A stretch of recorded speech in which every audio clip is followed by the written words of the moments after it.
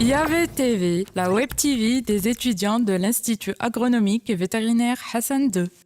Bienvenue parmi nous une autre fois dans la 12e édition du Salon de Cheval à El Jadida.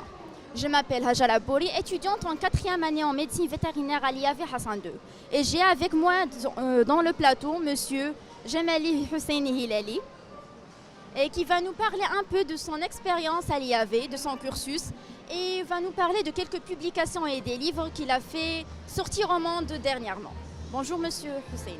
Bonjour, merci à vous de m'accueillir aujourd'hui et de me donner donc cette occasion pour pouvoir parler de mon expérience à l'IAV Hassan II et aussi de mes publications comme vous l'avez bien dit. Le plaisir est partagé monsieur. Si vous pouviez nous parler un petit peu de votre début en médecine vétérinaire, comment c'était l'idée, comment s'est passé votre cursus à l'IAV Hassan II? Alors moi je suis d'origine donc citadine mais j'ai des racines rurales, d'accord. Et ça tombe très bien parce que la première fois où j'ai vu de ma vie un vétérinaire, c'était à El Jadida. C'était dans les haras d'El Jadida, j'avais 8 ans, c'était en 1968. Et j'étais en visite au hara pour des raisons familiales. Et c'est là où j'ai vu un confrère je saisis cette occasion pour lui rendre un très vif hommage, chaleureux et amical donc, hommage. C'est le docteur Yaqoubi Soussane. On ne le connaît pas trop, mais c'est... Un grand salut à monsieur, notre docteur. Exact. C'est à ce moment-là où vraiment la première fois que j'ai vu donc, un vétérinaire en train d'exercer. Et je me dis, je vais faire, pas médecine, je vais faire médecine. Bon, ça va être soit médecine humaine, soit médecine donc, animale. J'ai finalement opté pour la médecine donc, animale et j'ai choisi donc, la carrière d'être vétérinaire. Monsieur, comment s'est passée votre formation au sein de l'IAV à l'époque? C'était comment les études, les TP, comment ça se passait la vie? C'est une très bonne question. Donc moi je suis de la 10e promotion. Donc j'ai intégré l'IAV en 1979, d'accord. Alors nous avons la chance et la malchance. J'allais dire nous avons la chance, nous n'avons pas d'internet, on n'avait pas de WhatsApp, on n'avait pas donc de réseaux sociaux. Donc notre seul, j'allais dire, hobby, c'était les études. Et donc notre cursus était un cursus très intéressant, plein de souvenirs. J'avais beaucoup d'amis, de copains. Il y avait des moments, comme toute vie estudiantine, il y avait donc des hauts et des bas, mais généralement, c'était des moments pleins de souvenirs et de bons souvenirs. Et à chaque fois qu'on se rencontre, on se rappelle toujours les bons moments passés à l'IAV. D'autant plus que peut-être que ce n'est pas le cas aujourd'hui, mais on passait beaucoup de temps avec la formation agronomique. Donc on avait des stages en commun, et donc j'ai beaucoup d'amis qui sont des agronomes. Il n'y avait pas une nette séparation. La vie commune avec les agronomes, surtout du point de vue cursus, se prolongeait jusqu'à la 4e année, notamment dans les stages de développement. Et ça, c'était un plus concernant le cursus à l'IAV Hassan II. Oui. Monsieur Husseini Hilali, si vous pouviez nous donner un souvenir qui vous a marqué pendant votre cursus à l'IAV. Un souvenir avec vos copains ou peut-être lors des études? Peut-être, j'allais dire la 6e année. La 6e année était très enrichissante. Et je vais revenir justement à le hasard a fait que j'avais commencé un des travaux, ou bien le premier des travaux dans le système de ranching au Maroc. Je ne sais pas si vous comprenez ce que c'est. Nous avons au Maroc c'est pas très connu, mais nous avons donc 2 places où les animaux étaient conduits comme au Texas, comme aux États-Unis, en système de ranching. Ça veut dire qu'ils étaient vraiment en extensive et ils pouvaient donc brouter donc, au pâturage, ils passaient la nuit à l'extérieur, etc. On avait 2 places, c'était le ranch d'Adarouche, près d'Azrou, et aussi le ranch de Tézétine, qui appartenait, ou bien qui était géré par la Société nationale de développement d'élevage. Et donc, durant la 6e année, j'avais la possibilité de travailler sur ce système de ranching. Et c'était fabuleux pour moi parce que c'était la nature. Je me croyais que j'étais dans un cow-boy en plein Texas alors que j'étais en plein Maroc. Donc ça, c'était un... Ça fait envier, monsieur. Juste après votre formation à l'IAV, qu'est-ce que vous aviez fait comme étude ou bien vous avez franchi directement le monde du travail? Alors, dans notre promotion était la 10e promotion, le Maroc, c'était les années 1985, et donc le Maroc était enfin, il y avait donc ce qu'on appelait le plan d'ajustement structurel. Ça veut dire que l'État commençait plutôt à encourager le secteur privé et il y avait peu de postes budgétaires de l'État. Et donc j'avais eu l'occasion, j'étais parmi les chanceux d'avoir un poste budgétaire de l'État, mais je n'ai pas regagné ce poste. C'était un poste de vétérinaire inspecteur à Tehla, donc près de Taza. Pourquoi? Pour la simple raison qu'il y avait donc un poste d'enseignement. J'ai passé l'entretien et j'étais choisi pour débuter donc une carrière d'enseignant. Automatiquement par là, il fallait préparer une thèse de doctorat d'État pour pouvoir un petit peu suivre et être promu rapidement dans la hiérarchie de l'enseignement.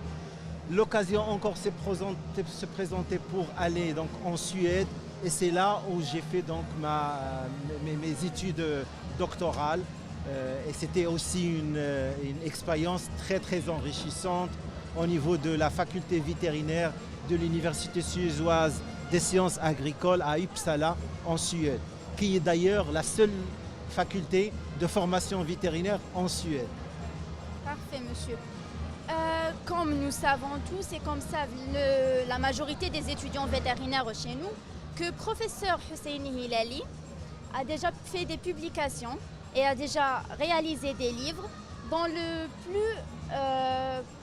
on parle le plus ces jours-là, c'est les vétérinaires au Maroc sous le protectorat français. Des vétérinaires. Des vétérinaires au Maroc sous le protectorat français.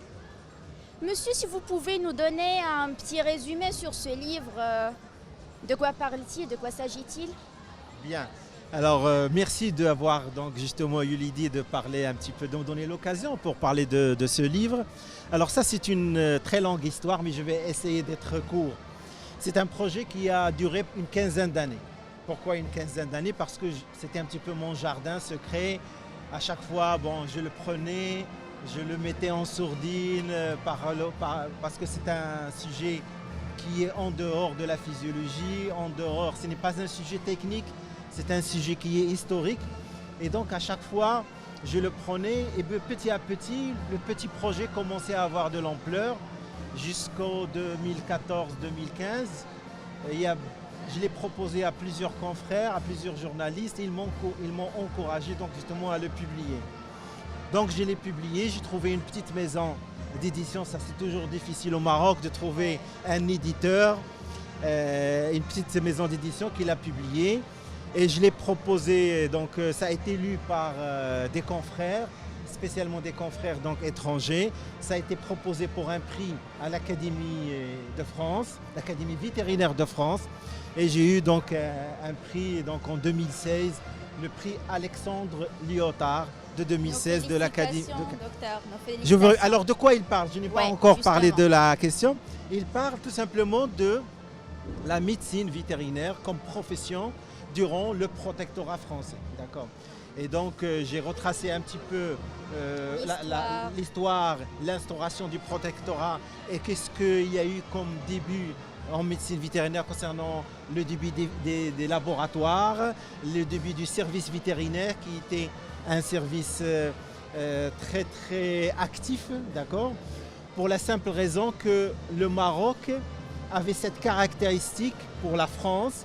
Et il avait la caractéristique d'être très riche. Il y avait une richesse animalière phénoménale, d'accord. Comparé bien sûr aux autres pays du Maghreb qui sont l'Algérie et la Tunisie. Et donc la France a mis, j'allais dire, le paquet pour mettre en place les structures vétérinaires pour la protection du cheptel, pour une bonne exportation. Donc, parce qu'en ce moment-là, le Maroc exportait surtout l'élevage ovin vers la France. Où on peut trouver un exemplaire de ces livres pour les gens qui sont intéressés? Oui, il est en vente dans quelques librairies de Rabat, d'accord? Notamment bon, Alfiyet Talita et quelques librairies de Casablanca. Et les gens, bon, ils peuvent m'écrire, j'ai par email et je peux leur indiquer où est-ce qu'ils peuvent se procurer cet ouvrage. Merci, monsieur. Pour passer à une autre de vos ouvrages, nous avons celui-là. La recherche vétérinaire sur le cheval au Maroc, un répertoire des travaux scientifiques de 1913 à 2011. Qu'est-ce que vous pouvez nous dire en 2 ou 3 mots sur ce livre-là? Ça, c'est un travail que j'ai fait pour pouvoir rassembler dans un seul corpus les références bibliographiques, donc les travaux qui ont été publiés sur le cheval au Maroc. Je dis bien le cheval au Maroc, ça peut être publié par des Marocains, mais ça peut aussi être publié par des gens, par des personnes étrangères. Mais le sujet doit être le cheval au Maroc. Et ce qui est intéressant dans ce livre, ce ne sont pas les travaux récents, parce que les travaux récents, on va les trouver dans les bases de données internationales, mais ce sont les travaux plutôt anciens, qui sont très méconnus.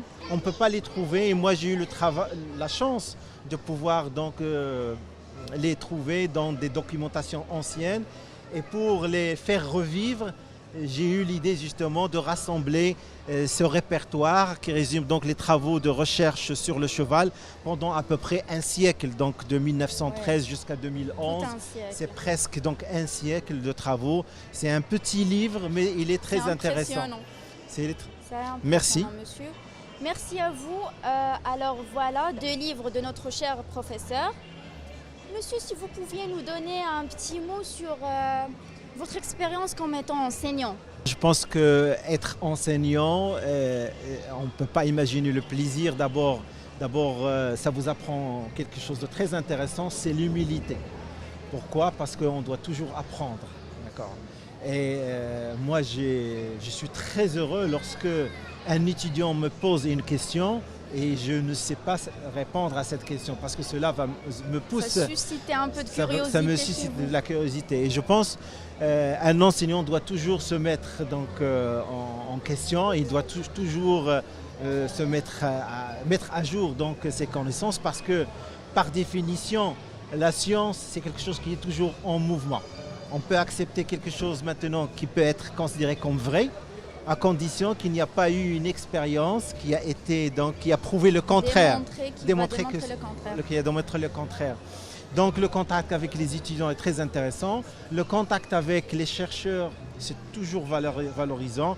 Bien sûr, ça nous permet de voyager, de regarder, donc, de travailler tout en voyageant et de se mettre en contact avec donc, des sommités de ce monde.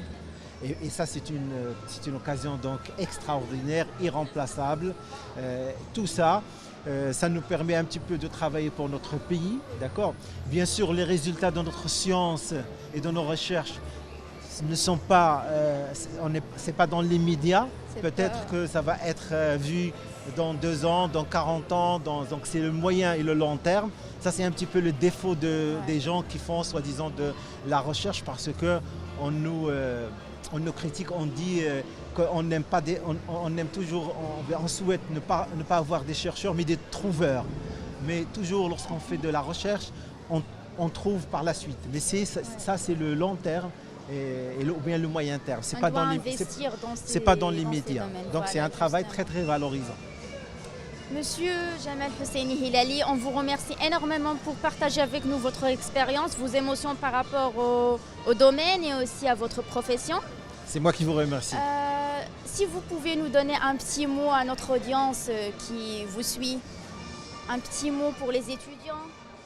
Alors pour les étudiants, quels que soient les étudiants vétérinaires, passez juste 10% de votre temps sur les réseaux sociaux et puis passez le reste à lire des livres, que ce soit des livres d'une culture générale ou que ce soit des livres de médecine vétérinaire ou bien de physiologie, parce que le contact avec le réel, avec l'écrit est beaucoup plus intéressant que de lire sur un écran tactile ou bien un écran d'ordinateur.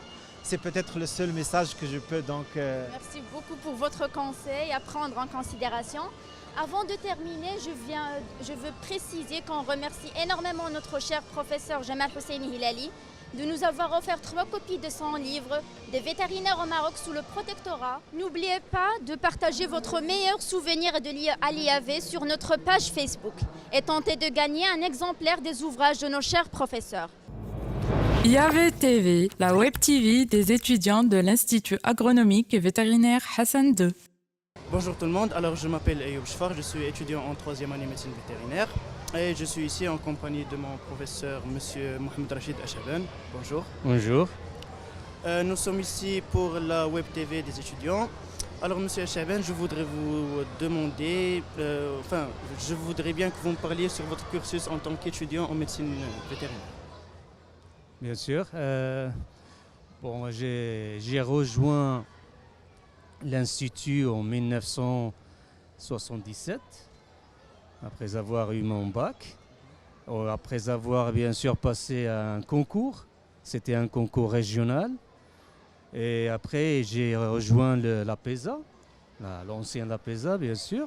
Et puis j'ai fait mes études depuis l'APESA jusqu'au 6e année. Et j'ai fait ma thèse au niveau du département d'anatomie comparée sur un sujet qui concerne le système lymphatique chez le dromadaire. Et c'est à partir de là que ça a commencé ma spécialité sur le dromadaire. Donc depuis ma soutenance de thèse de doctorat vétérinaire qui était sur l'anatomie du dromadaire, j'ai continué donc dans ce sens-là. Très bien, c'est super. Alors, je voudrais bien aussi que vous me parliez de la médecine vétérinaire en tant que métier noble et aussi de ce que vous pensez de la médecine vétérinaire au Maroc. Alors, comme vous l'avez bien dit, la médecine vétérinaire, c'est une science, ou c'est un métier qui est noble parce qu'il traite avec des animaux domestiques. Et bien sûr, elle apporte beaucoup de choses concernant bien sûr la santé et le bien-être des animaux. Donc c'est une science qui est vraiment très noble. Et malheureusement, on n'est pas encore arrivé au stade plus avancé dans cette médecine, mais ça va venir. Ça va venir. Heureusement que jusqu'à présent, tous les lauréats de l'Institut travaillent. Il n'y a personne qui est resté bien sûr chômeur. Bien sûr, la pratique vétérinaire, elle est universelle, donc tout le monde peut avoir un job. D'accord. Alors, je voudrais savoir, ainsi que tous mes chers camarades, votre spécialité et aussi votre département d'unité d'anatomie comparée. Est-ce que vous pouvez nous donner une petite idée sur les recherches qui sont faites au sein du département? Oui, bien sûr. Notre unité, ça s'appelle l'unité d'anatomie comparée. Alors, comme son nom l'indique, c'est une unité qui s'intéresse à l'anatomie de toutes les espèces domestiques. Ce n'est pas quelque chose de facile. Savoir, bien sûr, toute l'anatomie pas une espèce comme en médecine humaine, mais plusieurs espèces. Et donc là, l'activité principale dans notre département, c'est bien sûr l'enseignement de l'anatomie des espèces domestiques, mais aussi on gère et bien sûr on entreprend des projets de recherche. Alors les actes de recherche qu'on a au niveau de notre unité, c'est surtout l'adaptation des animaux en milieu aride. Et en particulier, ces dernières années, donc, on a travaillé beaucoup sur le dromadaire, mais maintenant, actuellement, dernières années, on a aussi incorporé d'autres espèces qui vivent dans les milieux arides, notamment la chèvre et bien sûr d'autres espèces qui sont désertiques. Alors, Monsieur Achaban, je constate que vous êtes un habitué du Salon du Cheval d'El Jadida. C'est la 12e édition et comme tout le monde le sait, c'est la 12e présence de Monsieur Achaban avec nous au Salon du Cheval. Alors j'aimerais vous demander quelles sont les contributions de l'Institut agronomique vétérinaire dans le Salon du Cheval d'El Jadida. Merci, c'est une bonne question. Depuis la création de ce salon, on peut constater qu'il y a pas mal de d'enseignants et de lauréats qui participent activement dans les différentes activités de ce salon. Alors quand j'ai dit participe, ils participent à différentes échelles, même dans le comité d'organisation, mais aussi dans l'organisation des conférences scientifiques, mais aussi dans les différents concours. Il y a des juges qui sont des lauréats de l'Institut, mais aussi dans les différents stands. Donc là, déjà, rien qu'en se baladant dans le salon, vous allez rencontrer pas mal de lauréats de l'Institut. Donc les activités, ou bien sûr la contribution de l'Institut est très active dans ce salon. Et comme j'ai dit, à différentes échelles. L'organisation, l'animation des conférences scientifiques et même comme membre de jury dans les différents concours qui se passent dans ce salon. Je vois. Merci beaucoup, Monsieur Achaban. Merci Je à vous vous. remercie pour Merci votre à vous. présence. Vous étiez sur la web TV de l'IAV, l'Institut agronomique et vétérinaire Hassan II. Je vous remercie et à très bientôt. IAV TV, la web TV des étudiants de l'Institut agronomique et vétérinaire Hassan II. Bonjour, je m'appelle Wassa Théophilos. Je suis étudiant en 6e année en médecine vétérinaire et aujourd'hui je vous présente la MES. La MES qui signifie l'amicale des étudiants et stagiaires étrangers.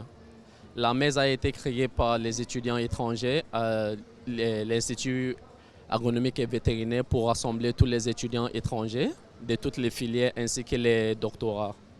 La MES, comme on connaît à l'IAV, organise annuellement des activités et des événements pour faciliter l'intégration des nouveaux étudiants, notamment les Africains, au sein de l'Institut. Aussi, la MES organise des journaux culturels qui permettent aussi de promouvoir la richesse et la diversité de la culture africaine au sein de l'Institut. On organise également des voyages organisés qu'on a fait récemment à l'IFRAN qui permet pour avoir cette ambiance et vivre en communauté au sein de l'Institut. On organise aussi des journaux où on présente les filières aux apaisistes, notamment les étrangers africains qui sont là-bas, pour leur donner une idée de ce qui les attend au sein de l'Institut agronomique et vétérinaire. Et aussi, la MES organise des jeux et aussi des activités qui permettent des jeux sportifs pour rassembler les étudiants, pour avoir de l'ambiance calme et amiable, comme ça pour se détendre de toutes les activités et tout ce qui se passe au sein de l'Institut agronomique. IAV TV, la web TV des étudiants de l'Institut agronomique et vétérinaire Hassan II.